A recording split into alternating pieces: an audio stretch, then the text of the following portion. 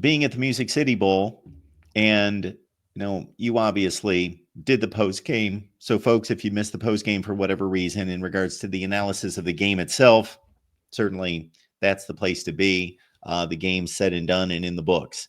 But in regards to your takeaway connected to that game of players that are specifically coming back and you gaining any type of positive vibe, positive indication, or maybe some considerations on the negative side about some position units coming back for 2025 based on what you saw in Nashville.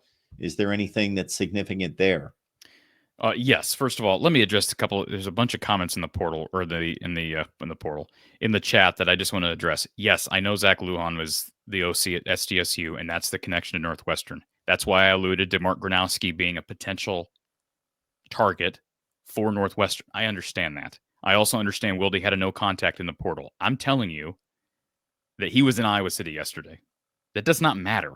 Schools don't even. You realize, Mark, school guys can put a no contact on their thing. It means absolutely nothing. Yeah, guys are, first of all, guys get contacted all the time without even being in the portal. So now that they're in the portal, just because they mark no contact, it means nothing. All right, it means absolutely nothing. Anyways, so yes, I understand that. And for the question for Coil Stipulate, or who is it that asked the question? Grant, do you think that the fact that he committed to Northwestern means Gronowski won't go to Iowa? Not necessarily. Not necessarily. Obviously, you like those personal connections, but no, I don't think that there's a guarantee there at all. Like I said, I would be surprised if Northwestern, if Gronowski, even with the connection to their OC, if he looks at that situation as a more advantageous situation than Iowa's. But if they do that, then again, that's more of an indictment, I think, on Iowa than anything else. As it relates to what we saw Monday, like I said, I was impressed with Brendan in the first half. I thought they ran the ball really well throughout. I liked Kamari Moulton. I liked the aggression that Jazz Patterson ran with. They got a little bit more action for TJ Washington in the backfield. I thought he played well. Like I said, I continue to be impressed with the development we've seen out of Liddell Betts in his room. He's recruited very well outside of the state. He's developed guys. Everybody's been ready. They've gotten solid production. And we didn't really see anything. I don't even know that Reese Vanderzee had a catch. He was out there. He was back. And so, there's a young guy who showed promise early in the year, but you're also selling to future potential quarterbacks. Hey, here's a guy who's a true freshman, was dinged up in the latter half of the season, then did nothing in the bowl game. So that hurts. Jacob Gill had a critical drop. Mark, I don't know that he's had a drop all year. I know. And then he drops one there. It was, About he's 3 minutes left. Oh, yeah. And it would have been a first down. I think it was maybe a third down in that situation or a second Oh, down. it was a third down. It kicked them off the field. Yeah, and it would have been maybe a game changer. So you feel bad for Jake because he's been so solid with his hands. And tight end involvement continues to be kind of odd. But Luke Lachey's career is done. I still think their room is really good. Addison Estrenga, like I mentioned, had that pass down the left boundary, ran a nice route. And we've talked about his limited yards per catch. And that helped a little bit to see him go down the field. That was good to see. I'm trying to think of other people. I thought TJ Hall stood his ground. They really didn't target his side of the field a whole lot. It was more so Deshaun Lee's side of the field. And boy, Theo Weiss Jr. was really good. And the other kid, is it Johnson, that went off? Both guys were phenomenal. Theo Weiss got dinged up late. But talk about talented, fast receivers. Even without their best receiver on the field and their best tight end, they were still a handful. And so that just, it makes me think even more so. Iowa's got to find another corner. They've got guys to compete, but with losing Jamari Harris, it's like, okay, do you have two of the top five that are going to be ready to go next year? You'd much rather have somebody that's almost a guarantee, right? Nothing's a guarantee anymore, but something that's a sure thing, like the William and Mary FCS transfer, who's probably just ready to go. He's probably a plug and play guy. You bring him over, and he's steady Eddie, and then you got a bunch of guys competing for one spot. But we thought that was going to be a beneficial thing this year, and that one spot continued to show struggles throughout the season. I thought Xavier Wampa played one of his worst games of his career. Cohen and Stringer missed the game, which really hurt. They bring in Zach Lutmer, who is going to be really good, but has not seen a whole lot of defensive field time. So that hurt. Um, defensive line didn't get enough pressure on the quarterback. Got a little early. Deontay Craig played well early, but boy, he had us.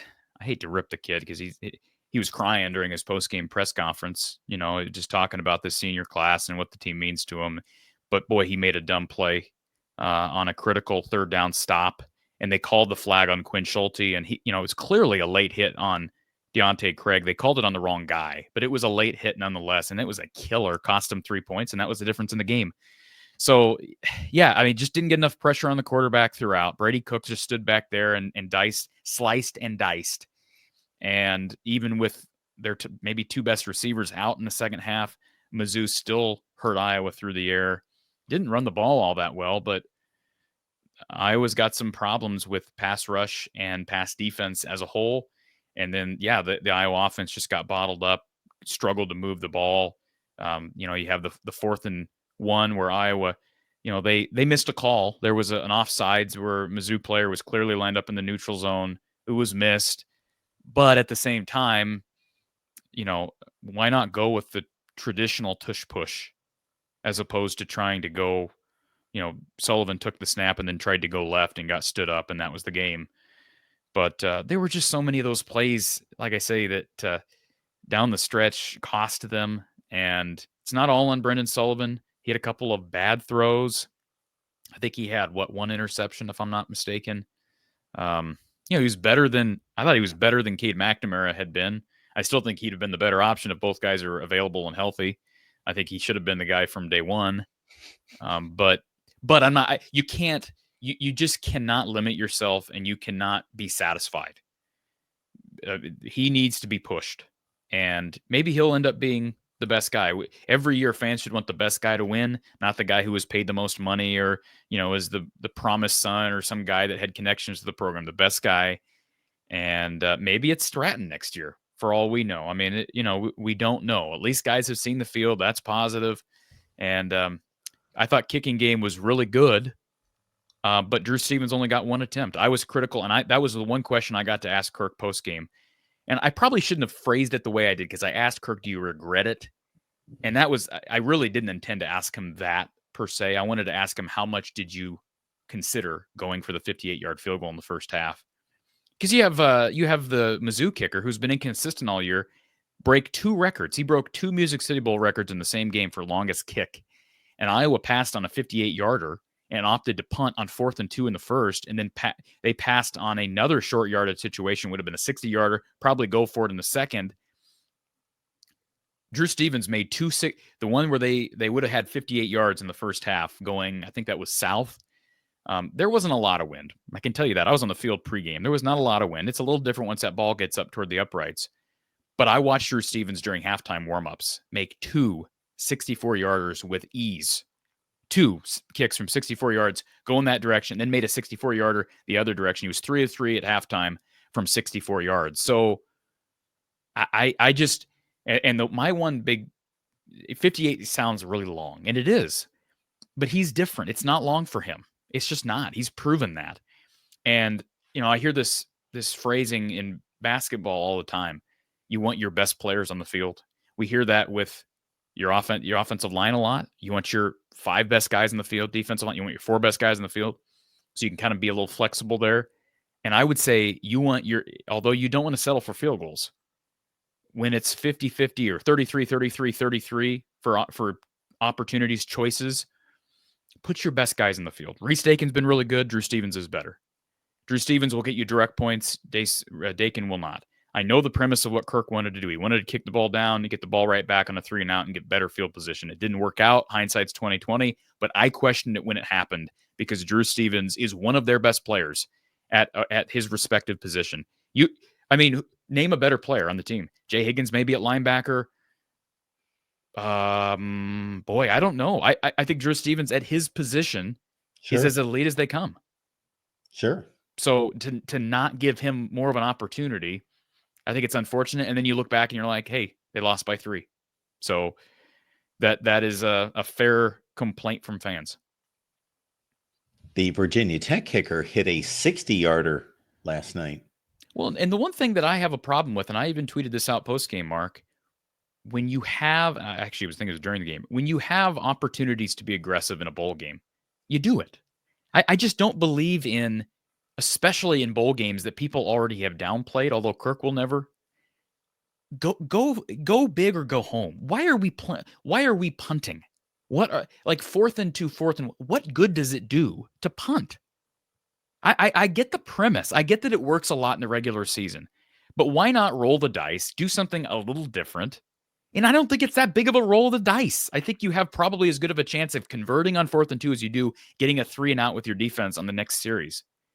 So either kick the field goal and let it roll, let it ride for Drew Stevens, let him set a bowl game record, or go for it on 4th and short. And the fact that Kirk is not willing to make that change, that adjustment, that's disappointing. Again, but that's not a Tim Lester decision. That's a Kirk Ferentz decision. Well, if you're bypassing a 60-yard field goal, that means you're at the opponent's roughly 42, 43-yard line. And if the same defense that you are hoping will pin them down around the 5 or 10-yard line on a 3 and out is the same defense that's going to trot out, even if you don't get the first down, still in plus territory. So you're not putting them in that bad a situation. And if you've got that much confidence in your defense, they should be able to shut it down right there. And honestly, this defense, without looking at data in front of me, this defense has been better on the plus side of the.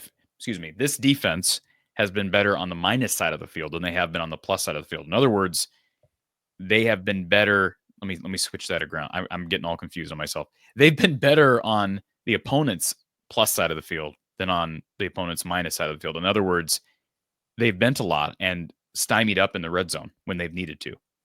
Now, I know you don't want to put the opponent in the red zone, but my point is they've had problems with teams creating long drives all year. Look at the yardage totals for Washington. Look at the yardage totals for Michigan State and UCLA and Missouri. They were struggling. First half, with how good Iowa was offensively, they should have had a 2-score lead. Instead, were they tied? I mean, something close to that 3-point lead at halftime. It's not like the defense now that was earlier, but still, the defense had not proven to be in a place where they were going to flip the field that quickly, and they didn't. And, they lost field position anyways. And again, you can't play the regret game. So that was probably the wrong terminology to use in the press conference. But I just believe in a bowl game, even if your philosophy is one thing during the regular season, be willing to adjust in a bowl game. I think there's multiple benefits of doing that. And then at the same time, put your best players on the field. And there's no question, one of your 5 best players is Drew Stevens.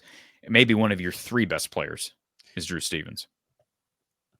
I agree with everything you just said. The only slight difference I would make is that if the goal is to win every game while you're making these decisions, then why would you make a different decision in bowl play than you would in the regular season? Well, I don't believe in playing not to win. I don't believe in playing not to lose in general anyways. So you're probably right. You probably have no reason. Although, again, go against the grain a little bit. The value of a bowl win is nowhere close to the value of a Big Ten win when you're playing in late September, early October. Kirk may think it is, but I don't believe that the quality of win, the value of a bowl win, is nearly what a value of a win at Wisconsin is during the regular season when you're still playing for a championship. It's just not. When you're still playing for a championship. Correct. When you're still playing for a championship, 100%. But after you're out of the championship race, well, I think more people are watching you play that game, the bowl game, and there is going to be some significance to beating a ranked team from the SEC. People are going to remember that. Iowa fans are going to remember that they played Missouri 10 years ago in a bowl game. Well, yeah, some fans will remember that. However, let me say this. I've watched a lot of bowl games. I've watched less here over the last few days because I've been out of town. But there have been, I can count 3 specific egregious examples. All right. And this is anecdotal, but 3. So there's a bit of a sample size there. San Jose State, Pittsburgh, and Iowa. What do all those 3 teams have in common? All of them played not to lose. Every single one of them, their bowl games. Every single one of them lost. Every single one of them was in a close game, played well enough to win. Every single one of them lost.